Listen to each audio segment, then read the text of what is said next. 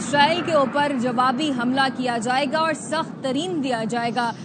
اسی دوران امریکہ کی جانب سے بھی مختلف جو ہے وہ سٹیٹمنٹس ڈونلڈ ٹرمپ کی جانب سے سامنے آئے۔ ڈونلڈ ٹرمپ نے یہ بھی کہا کہ ہم اتوار کو مذاکرات کے حوالے سے بھی بات کریں گے، اور ڈونلڈ ٹرمپ کی جانب سے یہ بھی کہا گیا تھا کہ آگے آنے والے حملے جو ہیں وہ مزید سخت ہو سکتے ہیں، تو بہتر یہ ہے کہ ایران مذاکرات کر لے۔ لیکن اس ساری سچویشن میں ایران اپنے سٹانس پر رہا اور ایران نے یہ جوابی حملہ کیا ہے اسرائیل کے اوپر، اور ایرانی ایئر ڈیفنس سسٹم نے 2 اسرائیلی طیارے بھی مار گرائے ہیں اور اس کے ساتھ ساتھ خاتون پائلٹ کو بھی گرفتار کر لیا ہے۔ ایران سے مزید بیلسٹک میزائل بھی اسرائیل کی طرف داغے جا رہے ہیں اور یہ سخت رد عمل دیا گیا ہے۔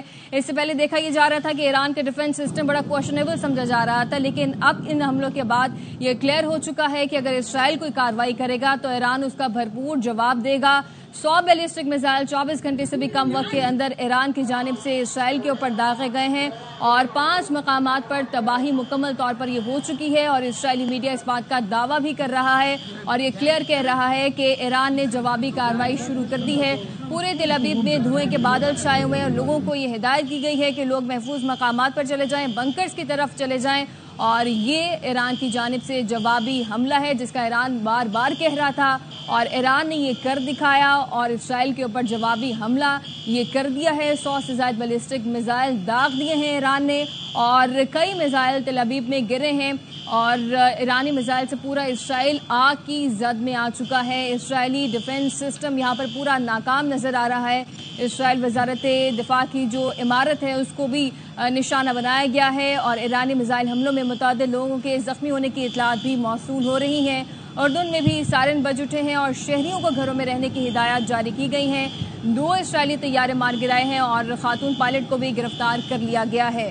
مناظر آپ اپنی ٹیلی ویژن سکرینز کے اوپر دیکھ سکتے ہیں۔ ایمرجنسی کی سچویشن ہے تل ابیب کے اندر، اسرائیل کے اندر، اور تل ابیب کے جو آسمان کے اوپر جو ہیں وہ پورے میزائل نظر آ رہے ہیں، اور یہ میزائل مختلف عمارتوں کو مختلف جگہوں پر نشانہ بنا رہے ہیں، اور ایران کی جانب سے اس جوابی کارروائی اور اس آپریشن کا نام رکھا گیا ہے وعدہ صادق 3۔ یہ وہ آپریشن ہے کہ جس کا آغاز ایران نے کیا ہے، اور وعدہ صادق کا پہلا آپریشن اپریل 2024 اور پھر اکتوبر 2024 میں دوبارہ اسرائیل کو جب ایران نے جواب دیا تھا تو اسے وعدہ صادق 2 کہا گیا، اور اب یہ جب ایران پر ڈائریکٹ حملہ ہوا اور اسرائیل نے ایران کے 20 اعلیٰ فوجی افسران کو شہید کیا، 6 ایٹمی سائنسدانوں کو ٹارگٹ کیا، تو وعدہ صادق 3 کا نام یعنی سچا وعدہ یہ بنیادی طور پر اس کا اردو ترجمہ ہے، اور ایران نے یہ کہا کہ ہم دردناک اور تلخ انجام اسرائیل تک پہنچائیں گے، اسرائیل کو بھگتنا ہوگا۔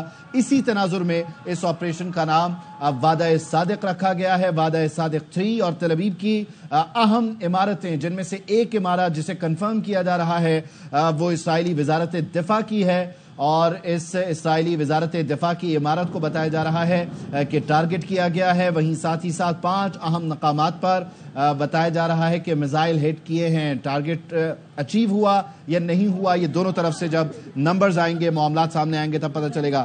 بریگیڈیئر ریٹائرڈ راشد ولی جنجوعہ صاحب ہمارے ساتھ موجود ہیں۔ راشد صاحب آپ مجھے سن پا رہے ہیں؟ جی ہاں بالکل سن رہا ہوں۔